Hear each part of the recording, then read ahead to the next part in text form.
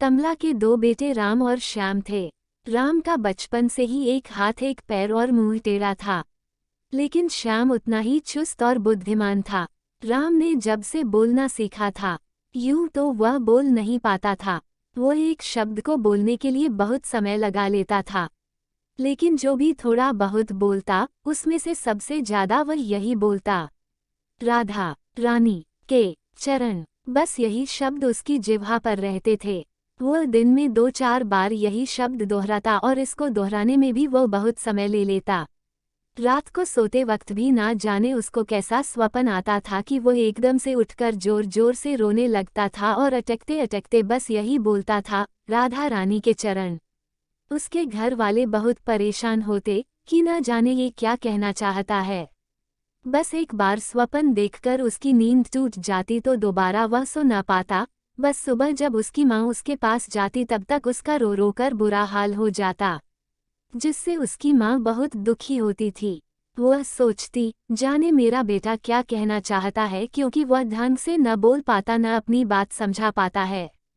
एक दिन राम की चाची उसके घर आई तो राम की माँ ने अपनी परेशानी उसको बताई। तो राम की चाची ने कहा कि यह राधा रानी के बारे में कुछ कहना चाहता है। तुम एक बार इसको बरसाना धाम ले जाओ, शायद वहां जाकर इसको थोड़ा सुकून मिले। ये सुनकर राम की माँ ने कहा, क्या आप मेरे साथ चलोगी? मैं वहां काफी समय से गई नहीं। शादी हो जाने के बाद मेरा बरसाना जाना कभी भी नहीं हो पाया। अब तुम कह रही हो तो मैं जरूर चलूंगी। तुम्हारे कारण मुझे भी किशोरी जी के दर्शन हो जाएंगे। उसके बाद बरसाना धाम जाने की तैयारियां होने लगी। सब लोग बहुत खुश थे। अगले दिन राम की चाची और उसकी माँ राम को लेकर बरसाना धाम की तरफ चल पड़े और श्याम अपने पिताजी के पास रहा। बरसाना धाम पहुंचते ही राम का चेहरा खुशी से खिल उठा। ऐसा लगा जैसे उसको उसकी मंजिल मिल गई हो। बरसाना धाम की सीढ़ियां राम बहुत धीरे धीरे चढ़ रहा था, क्योंकि उसका एक पैर जो कि टेढ़ा था, उससे उसको चढ़ने में थोड़ी मुश्किल हो रही थी। शायद बरसाना में कोई उत्सव चल रहा था, जिससे सीढ़ियों में काफी भीड़ थी। राम की माँ और चाची उसको पकड़ पकड़ कर बड़ी मुश्किल से सीढ़ियां चढ़ा रही थी, लेकिन राम जल्दी ही थक जाता था। तभी राम ने इशारों में कहा कि आप दोनों ऊपर जाकर मंदिर के प्रांगण में बैठो, मैं धीरे धीरे आ जाऊंगा। राम की चाची ने कहा, ठीक है, हम ऊपर मंदिर के प्रांगण में तुम्हारा इंतजार करेंगे। तो राम ने इशारों में उनको हाँ बोल दिया। अब राम धीरे धीरे बड़ी मुश्किल से किनारे से सहारा लेकर सीढ़ियां चढ़ने लगा। वहां पर कई छोटी छोटी कन्याएं सबके माथे और मुंह पर राधे राधे का तिलक लगा रही थीं। तभी एक छोटी सी कन्या राम के पास आई और बोली, ये तू कैसे टेढ़ा सा चल रहा है? यहाँ टेढ़ों का कोई काम नहीं। टेढ़ तो सिर्फ यहाँ एक ही है, वह है हमारा नंदलाल, कान्हा, कृष्ण मुरारी। उसके अलावा यहाँ कोई टेढ़ा नहीं रह सकता। इतना कहते ही उसने राम के मुख पर राधे राधे का तिलक लगा दिया। उसने पहले राम के माथे पर और फिर उसके दोनों गालों पर चंदन से घुला हुआ राधे राधे का तिलक लगाया। चंदन की ठंडक अंदर जाते ही धीरे धीरे उसके मुंह पर टेढ़ा लिखा राधे राधे अब सीधा होने लगा, और देखते ही देखते राम का मुख एकदम से सीधा हो गया। राम एकदम से हैरान हो गया, और तभी वह उत्सुकतावश खुश होकर बोला, राधे रानी के चरण। परंतु अब वह अटक अटक कर नहीं बोल रहा था। खुशी से उसकी आंखों में आंसू आ गए। अब वो फिर बोलना चाहता था, राधे रानी के चरण, लेकिन खुशी के आंसू उसके गले में अटके हुए थे, जिसके कारण उससे बोला नहीं जा रहा था। वह कन्या हंसती हुई उसके आगे निकल गई। वह 2-4 सीढ़ियां उसके आगे आगे चल रही थी। तभी अचानक से उस कन्या ने, जो कि बहुत सुंदर घाघरा चोली पहना हुआ था, उसके पैर में उसका घाघरा अटक गया और वह एकदम से सीढ़ियों से गिरने लगी। राम उसके पीछे पीछे चल रहा था। तभी अचानक से राम पूरा जोर लगाकर उसकी तरफ भागा और उसने भागकर अपने हाथों से उस कन्या के हाथ को जोर से पकड़ लिया और उसको गिरने से बचा लिया। तभी कन्या एकदम से मुस्कुराकर बोली, अरे ओटेओ, हो गयो ना एकदम सीधो।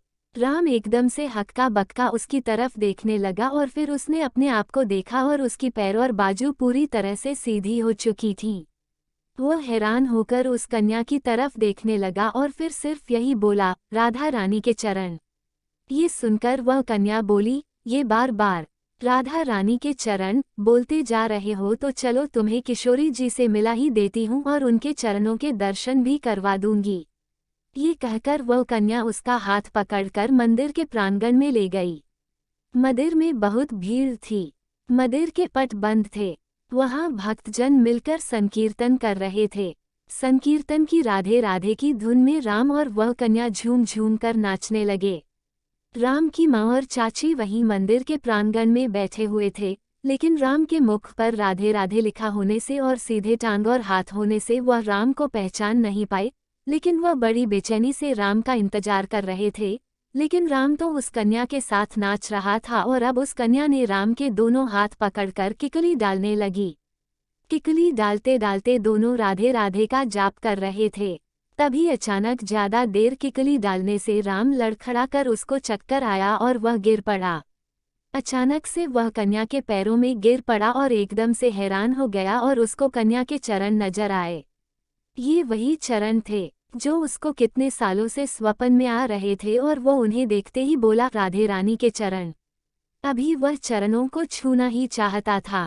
तभी एक भक्तों की टोली उस कन्या के और राम के बीच में आ गई और कन्या उसके पीछे हो गई। राम उठा और जोर जोर से पुकारने लगा, राधे रानी के चरण, राधे रानी के चरण। लेकिन वह कन्या उसको कहीं नजर नहीं आई। लेकिन वह मंदिर में भागता हुए जोर जोर से पुकारने लगा, राधे रानी के चरण, राधे रानी के चरण।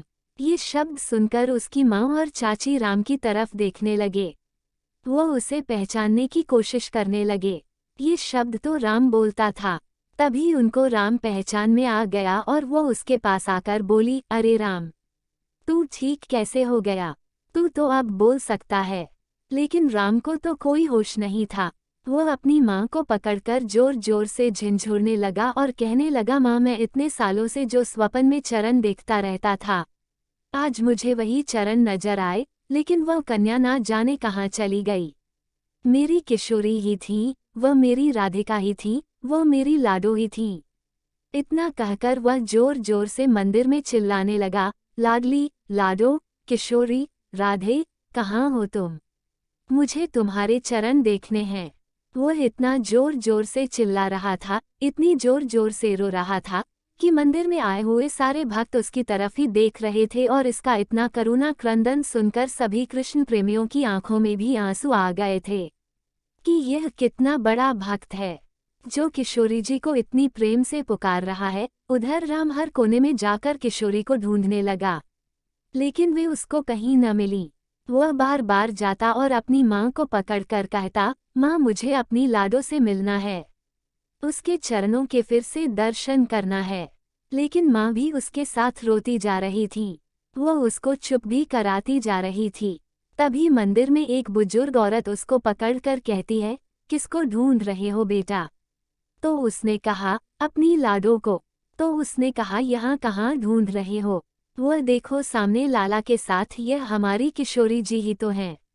उनके दर्शन भी कर लो। राम आंखों को पोंछता हुआ मंदिर की तरफ गया और उसने देखा कि लालाजी के साथ किशोरी जी खड़ी हैं। जब उसने किशोरी जी के चरणों को देखा तो जो कन्या के चरण थे और जो चरण उसको स्वप्न में नजर आते थे, वही चरण लाडली जू के भी थे। वह जोर जोर से ऊंची ऊंची छलांग लगाकर बोलने लगा, राधे रानी के चरण, राधे रानी के चरण। और साथ साथ में गोल गोल घूमकर जोर जोर से किशोरी जी के जयकारे लगाने लगा। साथ ही बाहें फैलाकर किशोरी जी को अपने पास बुलाने लगा। तभी अचानक से किशोरी जी के गले से हार उतरकर राम के गले में पड़ गया। मंदिर में खड़े सभी भक्तजन यह नज़ारा देखकर राम की भक्ति और किशोरी जी का वात्सल्य देखकर भावविभोर हो उठे और जोर जोर से राधे राधे का जयकारा लगाने लगे।